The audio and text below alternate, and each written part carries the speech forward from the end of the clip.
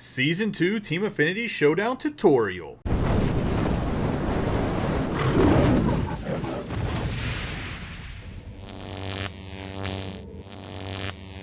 Ladies and gentlemen, boys and girls, children of all ages, this is Hopeful Chewbacca back at the Church of Chewbacca, and today we're going to give you an in-depth tutorial video about how to attack this Season 2 Team Affinity Showdown. That way you guys can complete this the first time, and then every time you do it after the first time. That way you can get those 15 Team Affinity points to unlock everybody that's in the Season 2 Team Affinity reward path that we went over in the last video. Let's get into it. To get to the Showdown from the main menu, you have to go all the way over to the Play, then Single Player modes, then you have to hop into Showdown, and then there you will see the Team Affinity Season 2 Showdown. You want to pop in here, pay the 500 stub entry fee, and you'll go into the draft. I'm going to give you guys an example draft before we go into knocking out this Showdown. So let's draft some players here, and I'll talk about them and let you know why I'm picking the guys that I'm picking. So in the first round here, we got Torii Hunter, Ronnie Mauricio, Johnny Bench, and Willy Mays. Now, the options I would pick is either Mauricio or Torii Hunter. Now, Willy Mays is not a bad option. However, he does not hit lefties for contact as well as the other two guys do, per se. Mauricio's a switch hitter. I think that Torii Hunter overall is about what Willy Mays is, but I just like Torii Hunter's swing slightly better than Willy Mays. Even though Willy Mays has an amazing swing, I just really like Torii Hunter's swing. Either way, I'm going to go with the switch hitter for right now, Mauricio, and see if we get Mays and Hunter later. In the second round here, looks like we get another option to pick Willy Mays. Got the Johnny Damon, not a good power guy, so you don't want him. You want guys that are great on power. Edgar Martinez is my favorite player of all time. Well, one of my favorite players of all time, but I'm still not going to pick him, and then this Hank Aaron is trash, so we're going with Willy Mays. So picking Mauricio, we made the right decision there. Just happened to be. Now for this, you want to pick the guys with the best hits per 9 and Ks per 9 for the starting pitchers. You're going to get an option over a high diamond. I'm going to pick Edward Cabrera or Garrett Crochet are the two best options. Gray's not a bad option, but Cabrera or Crochet are better options, so we're going to go with Cabrera here. In the fourth round, you're going to pick one of the lower diamonds from the Team Affinity reward paths. Gary Sanchez is a big option here. He's a catcher, which doesn't really matter that much other than whenever you have to play the field, but he has tremendous power. The games are only on veteran or rookie, so we're going to go with this Gary Sanchez. You always want to avoid whoever this pitcher is over here. You don't need him. Luis Aparicio is not that good, and then Lorenzo Cain is a contact hitter, so we're going to go definitely with Gary Sanchez. Into the fifth round here, you get an option for a gold player. I'm going to go with Eloy Jimenez because he's the best hitter out of all of these options. For the sixth round, we get a gold relief pitcher. You want to pick the guy with the best hits per 9 and Ks per 9. Edwin Diaz is playing down, and I'd probably pick him, so we're going to go with Chad Green here. Chad Green got a plus 10 on his Ks per 9. That's what makes him the best option. Then we get a silver option here. Christian Velasquez looks like he's playing not that up. He looked like he was playing more up than he actually was. I don't even know who to pick out of this one. Maybe Brad Lowe's the option. Aaron Hicks. I guess Brad Lowe's still the best option, even though he's playing down a little bit. He has pretty decent power, pretty decent swing. For this one, I'm going to pick Sam Hilliard because he's fast. Allows you to have a pinch runner later on. The other options are pretty decent, but Hilliard has pretty much the most power out of all the options and has 93 speed. Looking the last round here is going to be another bronze. I like Jed Jerko's swing, so that's who we're going with. The other guys aren't bad, though, that were in that round. Looking at this, I'm going to give a Google document in the first comment here that's going to break down all the perks and kind of tier list them. The highest one in silver might not be the highest one in diamond because they kind of change a little bit on their way up from silver, gold, and diamond depending on what it is. For example, Insider Information, Oppo Taco, and Inner Peace are all better at diamond than they are at silver because you don't need runners on base or in scoring position or whatever else. And at diamond, you just pretty much get that massive contact boost no matter what. However, for this round here, we're going to go with Green Light, which is essentially if you're heading to count, you get a velocity boost. We'll go once again with Green Light in silver for a 2-0 count or 3-1 count.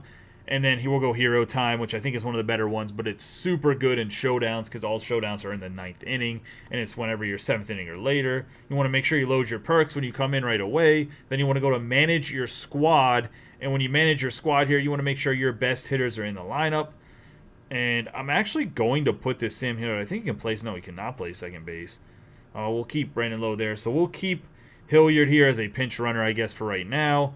Gary Sanchez, definitely want to have him in the first 3 hitters. We're going to go like this. You want to have your first 3 hitters be your best hitters, in my personal opinion, and then your best power guy is the 4th hitter. Because in some of the missions, you're only going to get to play in the first inning, so you want to have your best hitters at least get the bat. That's my philosophy behind it. And I will obviously give you some suggestions of diamonds that you should pick and maybe a small tier list for those as well. Now, as you can see down here at the bottom left, we are playing the Houston Astros pitcher, which is going to be Roy Oswalt, so he's a right-handed pitcher, and because he's a right-handed pitcher, make sure you are drafting guys for your squad that hit right-handed guys. All of the pitchers are going to be the players that are from the bigger packs that are the 93, 92, and above diamonds that we went over yesterday that are in like the NL West pack, the AL East pack, etc. So you can look up in those packs to see who the pitcher is and whether he's right or left-handed. There are some left-handed pitchers. There are some right-handed pitchers. Oswalt's not a super bad matchup for the Showdown as he does not have great hits per nine.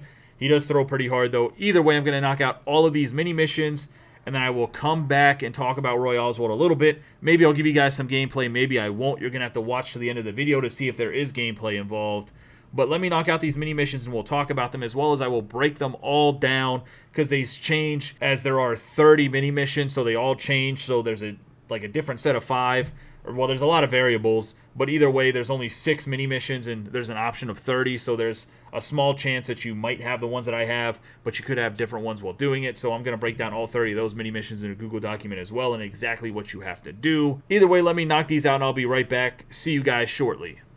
Alright guys, so we're back here and did all of the mini missions as well as the mini showdown. Got a 12-8 score before we face the Roy Oswalt, which are going to have 15 outs in this situation to get 5 runs.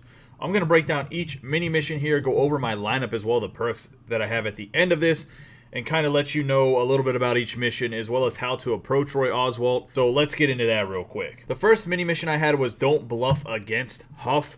And essentially this is based off of Sam Huff, which is one of the cards, the Texas Rangers card. It's on veteran difficulty. You have to score 2 runs, get an extra base hit in the first 3 innings of the game without allowing 2 runs. The player you are facing is Jordan Lyle. He'll pop up on the screen as all of the pitchers in these mini missions will pop up on the screen with their player card. He's not too hard to hit. He's a sinker ball pitcher. He only throws about 92 miles an hour.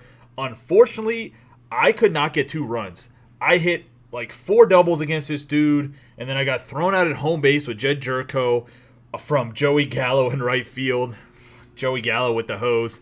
It happens.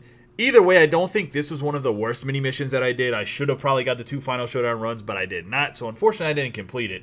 But I think it's one that's doable. The Jordan Lyle is not that great of a pitcher, so I think you can easily knock this one out in my personal opinion. Just be very patient. Look for pitches up in the zone because he is a sinker baller, and when he throws that slow sinker high, you should be able to mash it. The next mini mission is King Henry Aaron.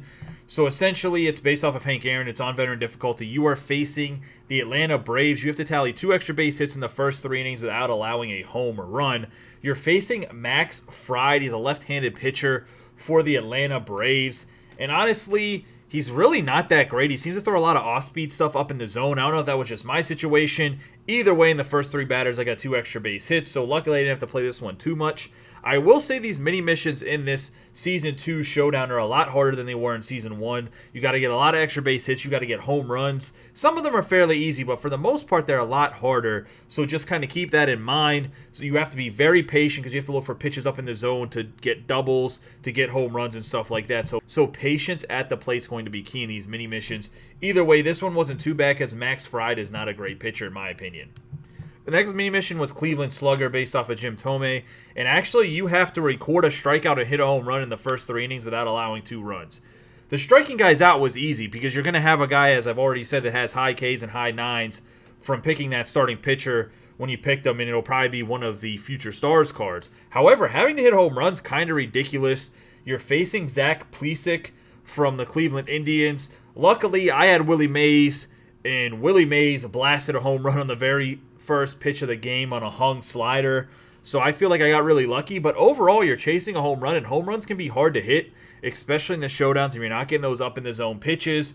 So I think this is kind of a ridiculous mini mission in my opinion. However, it is what it is. 1 home run, 1 strikeout. I did it right away with the home run and then came in and struck a guy out right away. I think their first batter is Cesar Hernandez, which I struck him out like that, and I didn't have to pitch anymore because once you get the home run and the strikeout, you don't have to pitch anybody else. I'm assuming Jim Thome is probably second in their lineup, as most of the inserted players, I should say, or the players that are part of these mini missions bat second. A lot of the time, it's happened with every team I've actually faced. Then for the first mini mission, I had Jose Leclerc. He's a closing pitcher for the Texas Rangers. He's still their closing pitcher, actually, but this is obviously based off of a few years ago because I believe it's his second half card or all-star card, something like that. That'll also pop up on the screen as it just did. You're looking at 2-run deficit here, so you got to score 3 runs with 10 outs. You get a man on second base. It's on rookie. Be patient with him. He does throw a decent amount of strikes. However, he's a closing pitcher, so he only has about 40 pitches max before he's just absolutely fatigued. So if you're not the best hitter, patience is super key on this mini showdown. And this is a big one. And I know that some people say, well, if you get 6 runs, just skip ahead to the final showdown.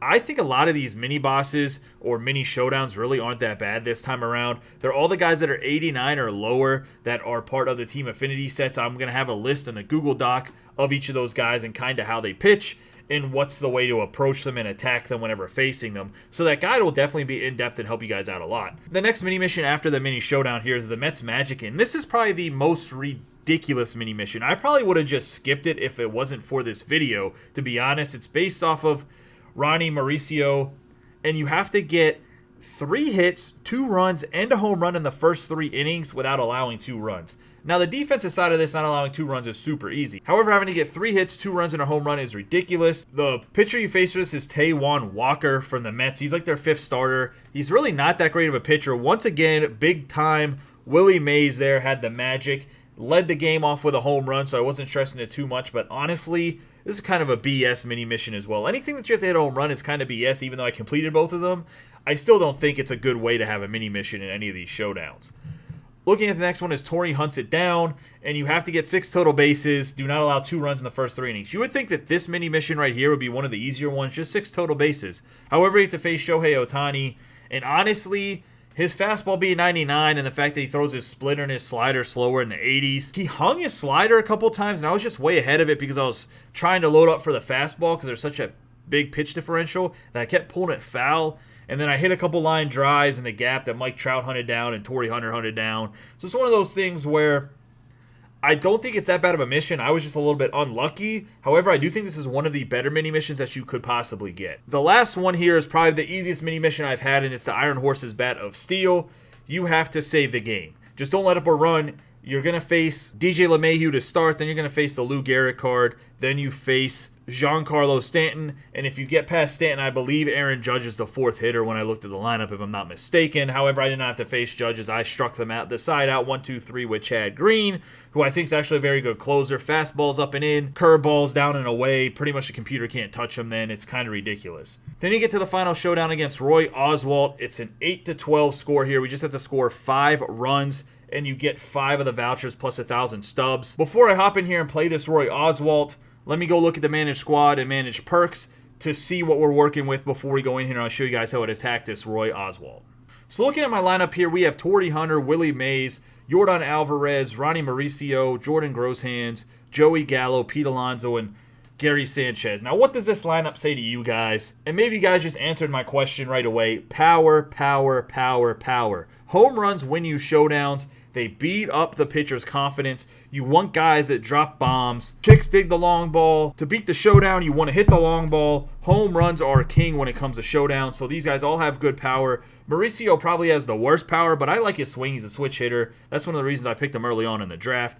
Looking at my bench, we have Cespedes that has an amazing swing for a bronze.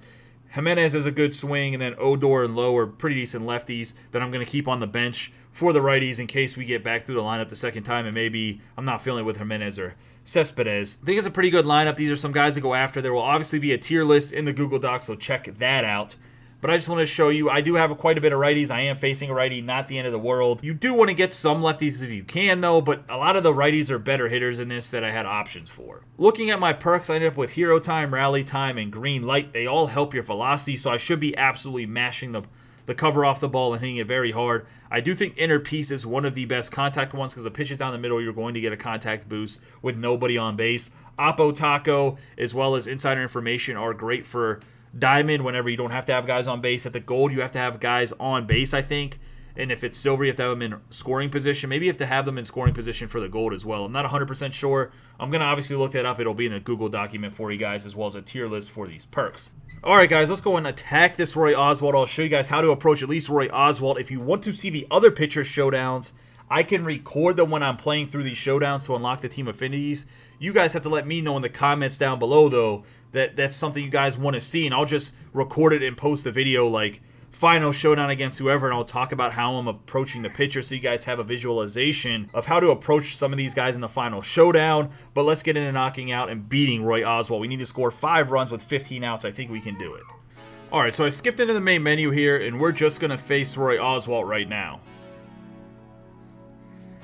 And when facing the Roy Oswalt, I'm going to be patient to start because he doesn't have great hits per 9. We want to fatigue him a little bit.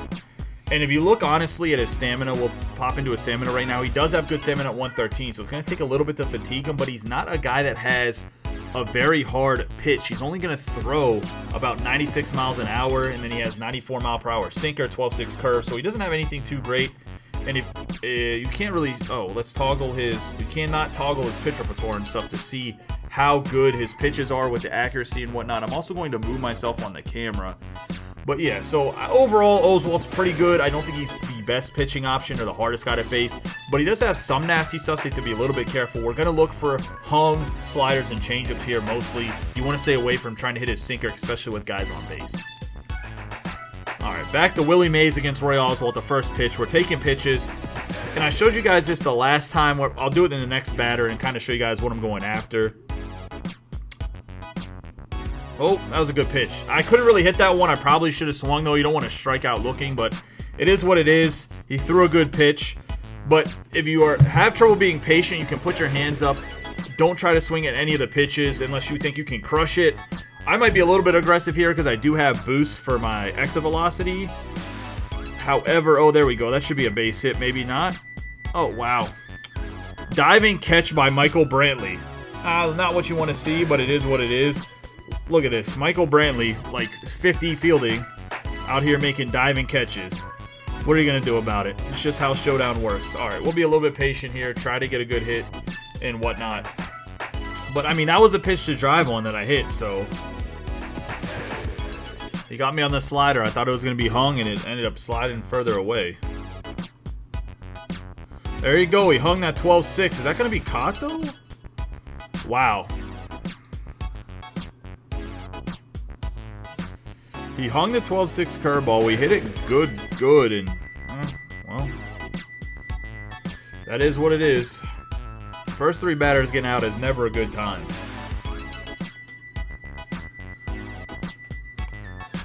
See, that's like the pitch you don't want to attack because that's his sinker, and it's going to be hard to hit.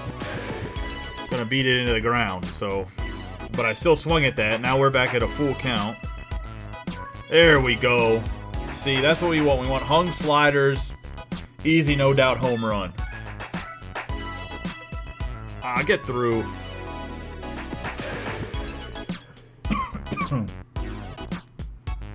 Unfortunate right there. Just got on top of it. Still hit it good, though. I should have swung at that. Altuve made a good play, too. Ay, ay, ay. There we go, another no-doubter. Threw the fastball, just jumped on it.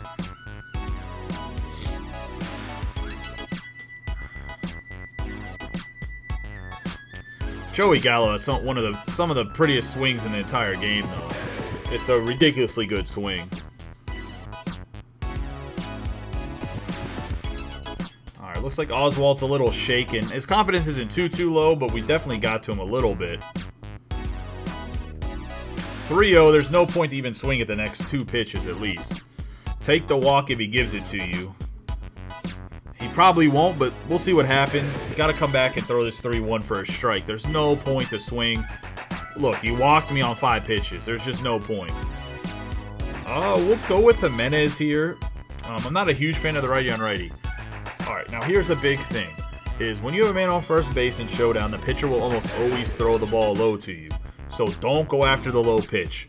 Wait for something at your waist or higher. Don't go after a low pitch because they're trying to get you grounded into double play every single time, and it seems like the game generates a bunch of ground balls for double plays whenever you have a man on first base. It is utterly ridiculous. Like, the grounded into double play is like the highest rate I think you could possibly find in the game. But expect to see a bunch of sinkers from Oswalt right here.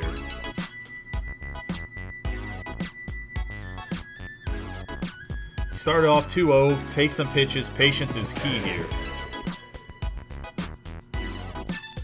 Boom, he gave me something fat and juicy. Let's go. Off the wall, we'll take an easy double. Even with slower Jimenez. That's what we like to see right there. Now we got Willy Mays. Let's end this. Oh, I chased. I thought that was a fastball. He threw me the slider. Oh, no. That was the pitch.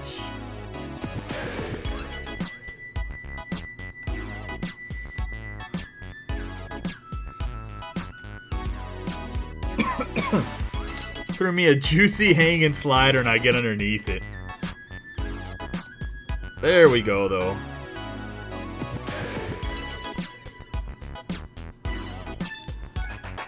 There we go. Very next batter. 9 outs left with a man in scoring position. Let's just manufacture a run. We don't need to force anything. Just find our pitches and we'll score them here. Don't force anything.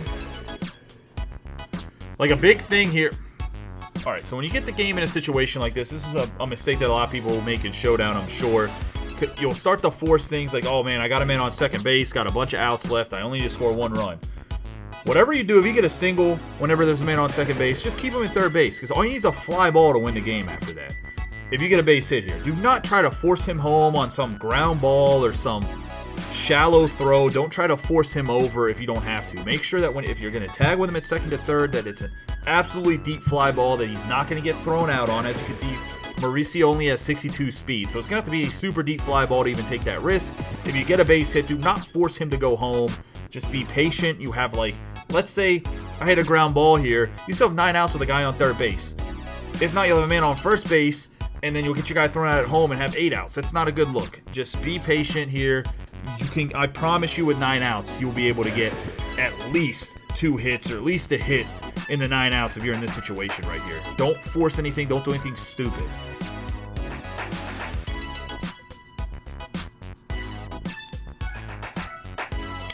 Nothing like the good old perfect ground ball right in Correa's glove.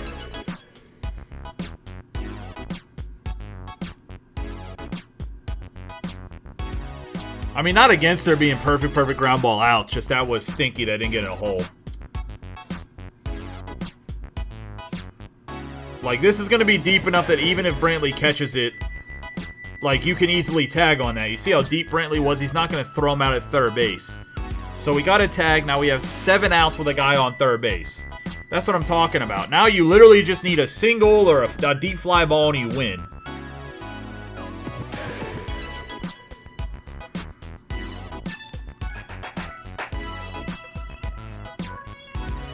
Look at that. And that wasn't even that deep of a fly ball. That was just a line drive. Brantley does not have a good arm. But either way, we knocked it out against Roy Oswalt. As you can see, we were successful. And we literally had 6 outs left. We did use 9 outs to score. What did we have to score? 5 runs. So it wasn't the best effort, but it wasn't a bad effort. We had some good solo shots. We were patient. That's what you want to see. If you guys want to see me bust out more of these showdowns against the other pitchers whenever I face them, let me know. I'm more than happy to post a video of that whenever I play them. I'll fire it up, and that'll just be what the video is. It'll be random times, too. Like, it'll just come out whenever I'm playing them. I'll record it and talk about how I'm approaching the pitcher. With Roy Oswalt, the biggest things to approach him as a pitcher personally is, I would say, make sure that you're looking for the slider up and in. If he throws it away and out, it breaks a lot. And it's very hard to tell, I think, the difference between his fastball and his slider from what you've seen. I swung at a couple of sliders that were a little bit outside because I thought it was going to be his fastball. You want to avoid the sinker down low, period. He's going to throw fastballs, as you can see, middle and middle high, as well as his slider. Those are the pitches you want to jump on. Either way, we were successful, so we're going to wrap up this video. That's a tutorial for the Season 2 Team Affinity Showdown. We had Showdown success, mission success rate, 6 out of 8, so we did fail 2 of those missions, unfortunately. As always, guys, I appreciate all of your support. Don't forget to subscribe, like, and share this video with any of your friends that play MLB The Show 21. If you have any comments, questions, concerns, anything, let me know down below. I'll be more than happy to help you guys out. Also, please let me know if you want to see me attack some of these other Showdown pitchers and post videos about it. Be more than happy to. Just need to hear from you guys for it. You guys have a great day and be safe.